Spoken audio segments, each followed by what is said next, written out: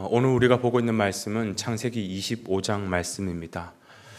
창세기에는 중요한 네 가지의 사건과 또 네 인물이 나온다라고 말씀을 드렸죠. 그 네 인물 가운데 첫 번째가 바로 아브라함입니다. 그 아브라함의 이야기가 지금까지 이어져 오다가 드디어 오늘 본문에서 그의 아내 사라와 함께 죽음을 맞이하게 되죠.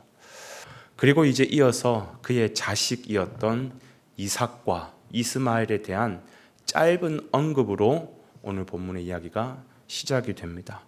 이삭을 어떻게 언급하냐면 11절에 보니까 이렇게 말해요. 하나님이 그의 아들 이삭에게 복을 주셨고 라고 기록하고 있습니다. 반면 이스마엘을 향한 평가는 17절에 이렇게 말합니다. 향년 137세의 기운이 다하여 죽었더라. 굉장히 뉘앙스가 다르죠. 이삭에게는 하나님께서 복을 주었고 그래서 뭔가 풍성해지는 이야기, 생명력이 더해지는 이야기가 펼쳐지는가 하면 이스마엘은 생명력이 아니라 얘는 137세 사다 죽었어. 끝. 이제 그 다음에 안 나옵니다. 너무 뉘앙스가 다르다는 거죠. 왜 이런 차이가 날까? 여러분 왜 이런 차이가 나는지 아십니까? 제가 지난번 17장에서 그 할례 부분을 다룰 때 말씀드렸듯이 이스마엘은 사람의 어떠한 힘과 사람의 노력, 육신의 어떠한 그런 노력으로 태어난 자이지요.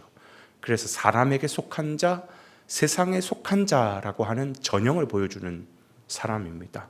그에 반해서 이삭은요, 이거는 도무지 사람이 놓은 거 아니에요. 사람이 낳으려고 놓은 게 아니라 하나님이 주신 사람이라는 것이죠. 즉 세상에 속한 자가 아니라 하나님께서 주신 사람, 하나님께 속한 자라는 뜻입니다. 성경은 항상 이렇게 타락 이후 이 세상은 두 부류의 사람이 나누어지게 된다. 두 종류의 사람을 계속해서 강조하고 있습니다. 하나님의 백성, 하나님의 자녀라는 관점에서 택하심을 입은 사람과 택하심을 입지 못한 두 종류의 사람으로 명확하게 선명하게 나뉘더라는 것이죠. 그러면서 성경은 자연스럽게 오늘 이삭의 두 아들에 대한 이야기, 야곱과 에서에 대한 이야기로 전개를 하고 있습니다. 여러분 아시다시피 이 둘은 쌍둥이입니다.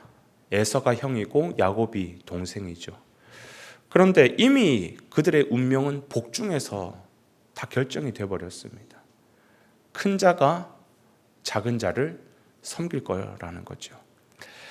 이 부분이 신학적으로 그 유명한 또 어렵기도 한 그 예정설을 다루고 있는 부분이에요. 예정설, 하나님께서 미리 정하셨다라고 하는 건데 물론 이 예정의 교리가 인간의 지혜로 다 이해되어지는 것은 아닙니다.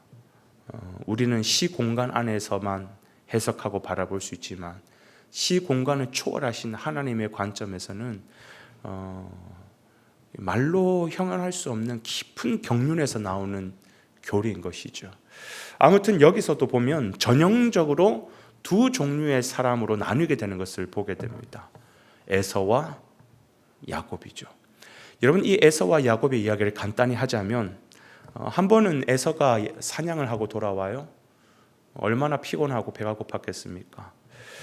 그때 동생은 팥죽을 끓이고 있습니다. 형이 보니까 너무 먹음직스럽고 배고프니 달라고 하죠. 근데 그 굉장히 교묘한 야곱은 그냥 쉽사리 주지 않습니다. 얼마든지 줄 법한데 주지 않아요. 그러면서 요구를 하죠. 형, 내가 형 하면 안 돼? 그 장자권은 내게 넘겨라는 것입니다. 지금 배고파 죽겠는 사람에게 뭐가 그런 게 중요하겠습니까? 야, 그게 뭔 대수겠냐? 그냥 네 형 해라. 그렇게 쉽게 장자권을 팔아넘기고 팥죽을 넙죽 받아 먹습니다. 그리고 그 이후에 정말 장자로서 취할 수 있는 유일한 권한인 축복 기도를 누가 받게 돼요? 형 에서가 받는 게 아니라 실제 동생 야곱이 받게 되면서 진짜 장자는 야곱이 되는 것이에요. 그러면서 이스라엘의 영적 흐름이 이스라엘의 그 하나님의 나라의 가문이 누구로 흘러가게 되는 거예요? 에서가 아니라 야곱을 타고 흘러가게 되는 겁니다. 에서는 어떻게 돼요? 에서는 그 이스라엘 하나님 나라의 그 변방의 에돔이라는 나라에서 이루고 살게 되는 것이죠. 이렇게 어떻게 이런 일이 일어날 수 있을까? 도대체 이 두 부류로 나뉘게 되는 기준은 무엇일까?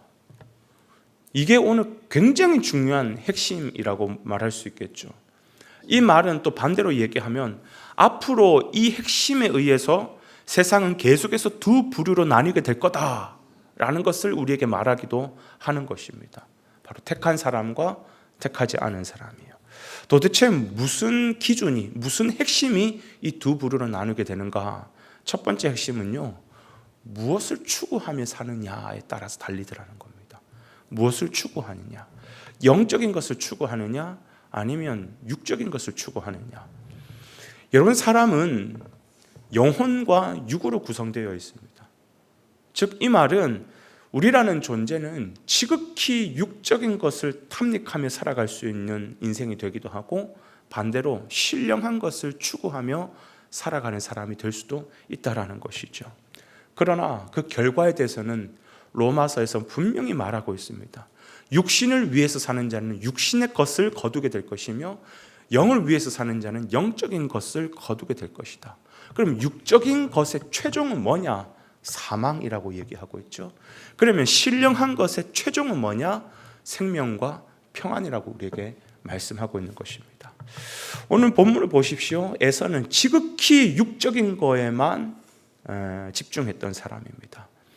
이때 당시 특히 이스라엘 백성에게 있어서 장자권이라고 하는 것은 단순히 가문을 이어가는 정도가 아니라, 이때의 가문이라고 하는 것은 곧 하나님의 나라의 가문과 같은 거예요. 그러니까 단순히 한 집안의, 육신의 집안의 가문이 아니라 하나님 나라의 계보를 이어가는 차원에서 굉장히 중요한 거예요. 물론 사람이 배가 고프면 먹어야죠. 그 먹는 거 가지고 육적인 것을 추구하는 사람이야, 그걸 말하는 게 아닙니다. 에서도 배가 고프니까 그걸 얼마든지 먹어야 되겠죠, 그죠? 근데 중요한 거는 뭐냐? 신령한 것과 비교가 됐을 때 무엇이 더 중요하냐, 무엇을 더 취할 것이냐, 거기에서 그 사람의 마음이 나눠지는 것이거든요. 이거는 보세요. 신령한 것과 비교했을 때 에서는 판단한 게 뭡니까?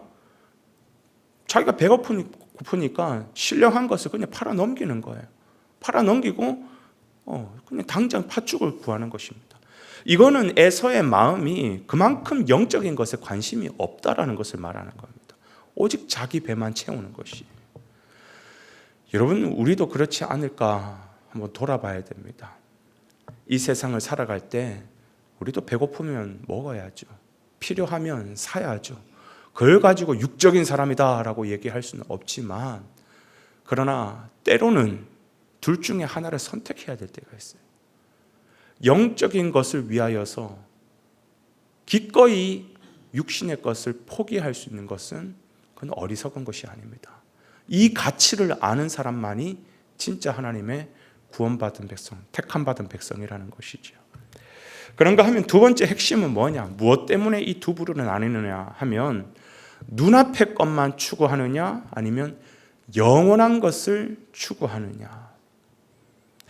지금 나의 신앙도 당장 교회를 다니니까 구원받겠지. 교회를 다니니까 하나님 앞에 기도했더니 내 어려운 문제가 해결됐어? 아니면 내 소원이 성취가 됐어? 그것만 가지고 좋아하고 하는 것이 아니라, 지금 나의 모습이 먼 훗날을 바라보면서 하나님 앞에 설 것을 기대하고, 나의 믿음, 나의 신앙은 하나님 앞에 바로 설 수 있을까? 나는 그 심판대 앞에서 어떤 말씀을 듣게 될까? 기억하십시오. 성경은 창세기부터 계시록까지 계속해서 우리에게 강조하는 것이 두 부류의 사람이 있다라는 것이. 그리고 마지막 우리가 하나님 앞에 섰을 때도 두 부류의 말씀 중에 하나를 듣게 될 것입니다. 착하고 충성된 종아, 나의 예식에 참여할지로다. 또는 악하고 게으른 종아, 밖으로 나가 슬퍼하며 이를 갈미 있으리로다. 두 중에 하나만 듣게 될 것이고, 그리고 이 세상의 운명은 영원히 천국과 지옥 둘 중에 하나로 나뉘어지게 될 거라는 것입니다. 바랐고 원하는 것은 저와 여러분의 모든 신앙이 주 안에서 아름다운 이런 하나님의 백성의 계보를 이어나갈 수 있는 귀한 삶의 자리가 되시기를 주님의 이름으로 축복을 드립니다.